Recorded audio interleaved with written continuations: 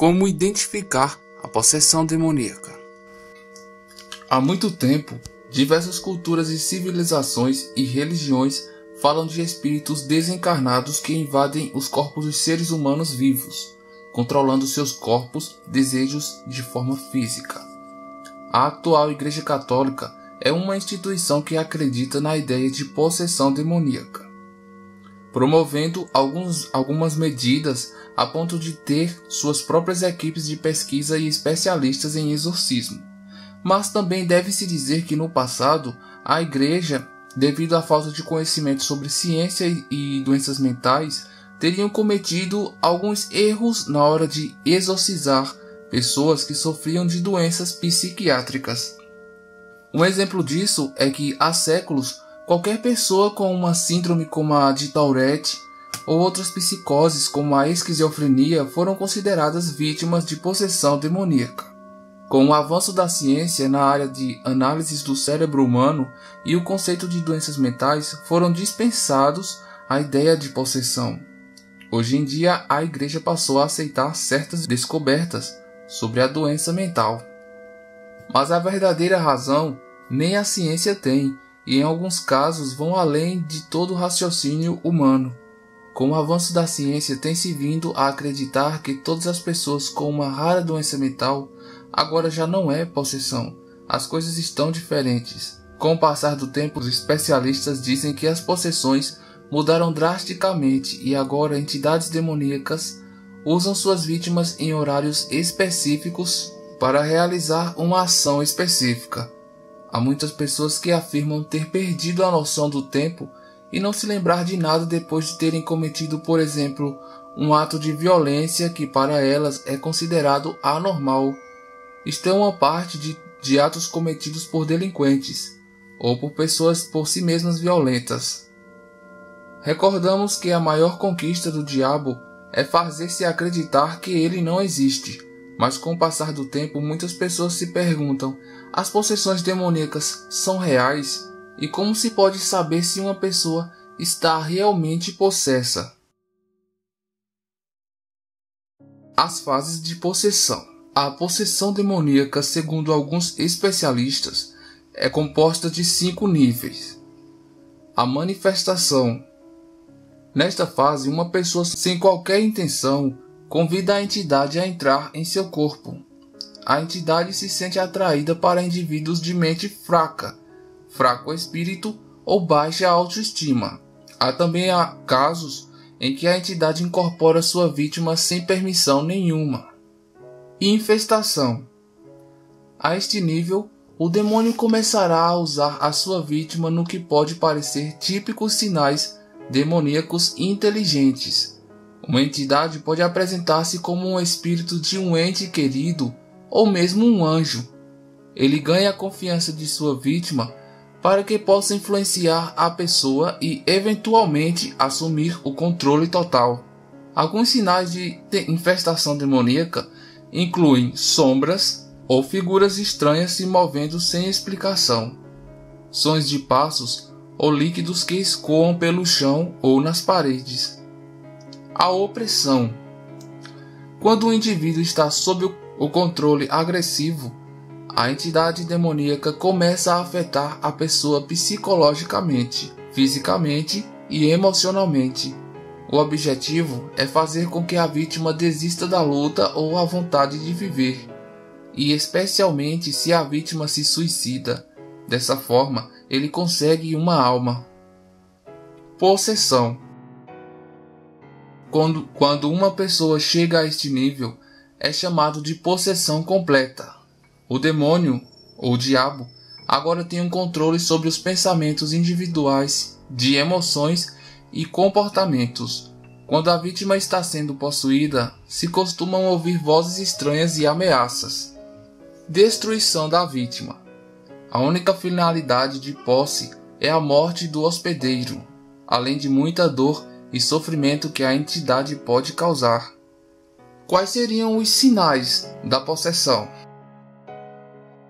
Destaquei aqui alguns sinais que determinam se uma pessoa está possuída por uma entidade externa. Nunca ou em qualquer caso deve ser utilizado para autodiagnóstico ou diagnóstico de outra pessoa. Os pontos alistados a seguir têm o propósito de informar sobre sinais que foram feitos por diferentes testemunhas e relatórios relacionados ao tema.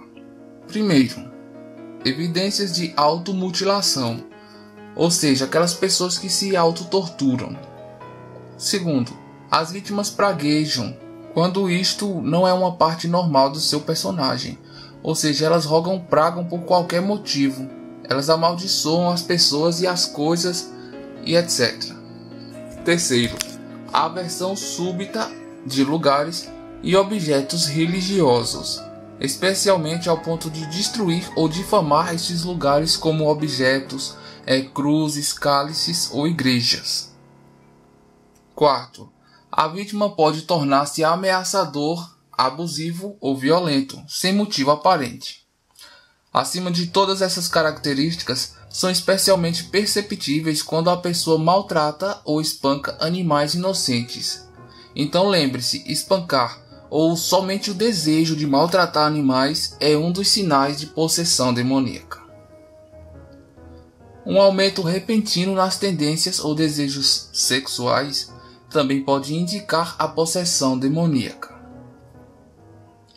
Tendo uma mudança no paladar também pode ser um sinal de que a vítima pode rejeitar seus alimentos favoritos sem qualquer explicação por trás da mudança vinculada, ou mesmo começar a apreciar os alimentos que odiavam antes.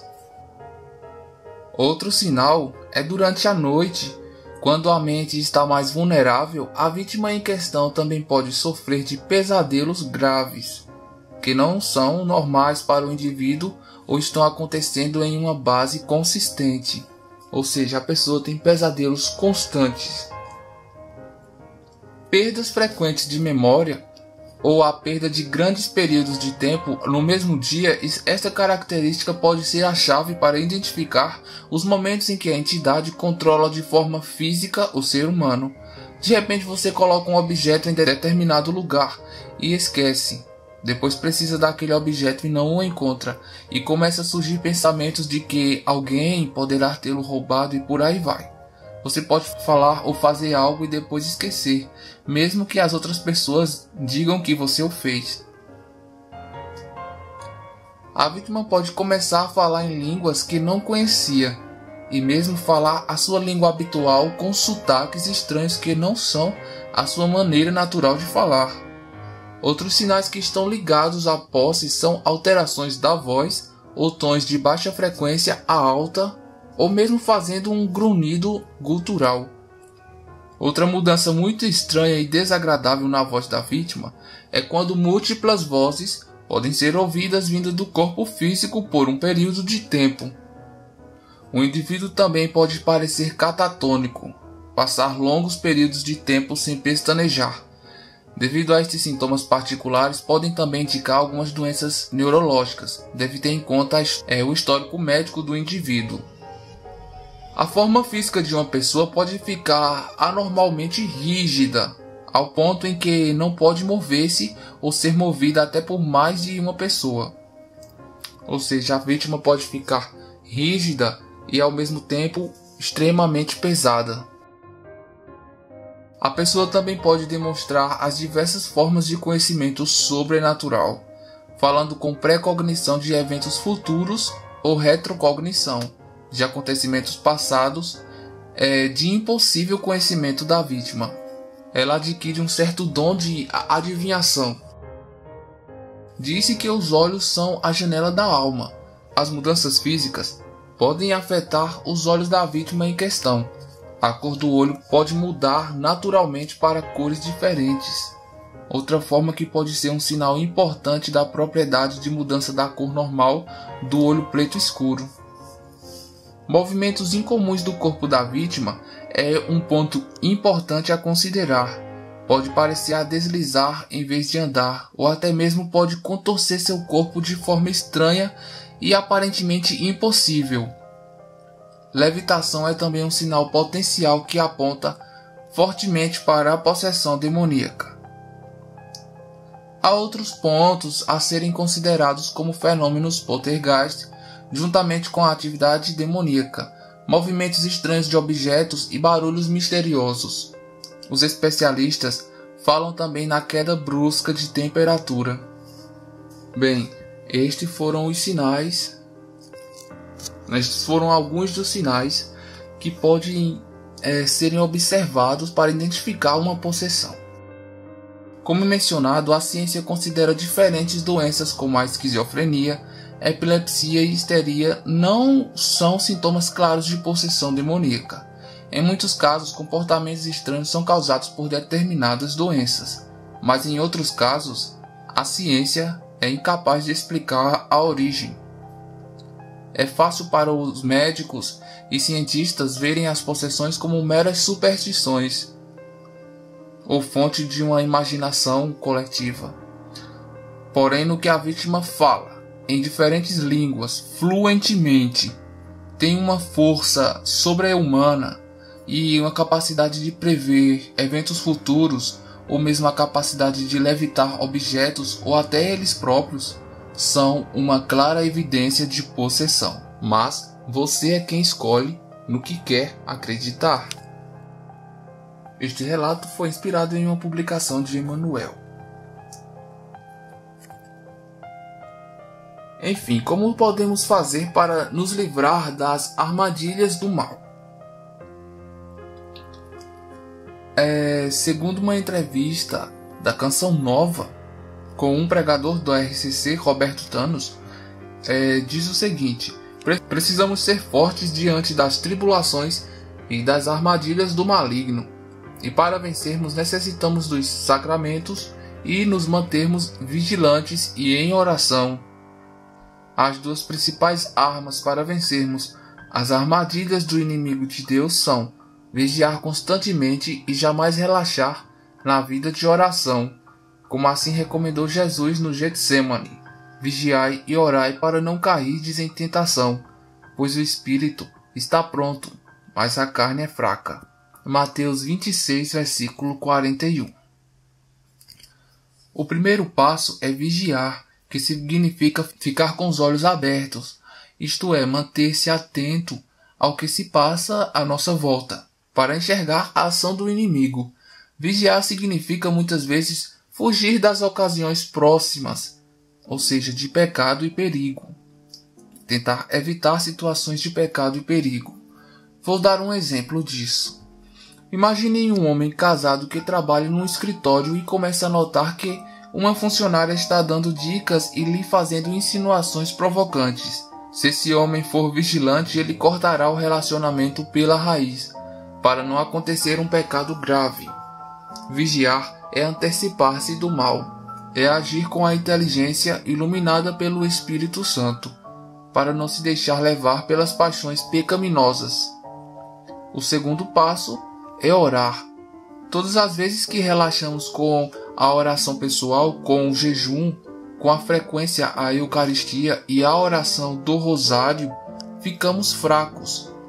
São Pedro, que um dia foi frágil diante das armadilhas de Satanás, ao negar Jesus Cristo por 3 vezes, nos deu uma receita muito boa para vencermos o maligno. Sede sóbrios e vigilantes.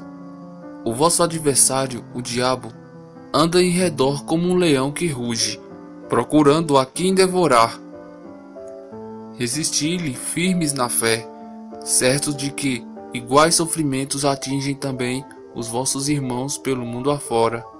1 Pedro 5, versículo de 8 a 9. Somente conseguiremos resistir sendo fortes contra os ataques do maligno. Segundo Santo Agostinho, a oração é a fortaleza do homem. A oração nos faz fortes, nos faz resistir às posses de todas as bênçãos de que precisamos. Temos um Deus de coração misericordioso, e por intermédio da oração, o coração de nosso Pai se enternece e se derrama de amor por todos nós. Obrigado por assistir esse vídeo, contribua conosco dando um simples like e se inscrevendo. Obrigado. Levantou em grito de dor, mas Satanás continuou empurrando as rochas, à queda. sem nenhum No momento judaísmo,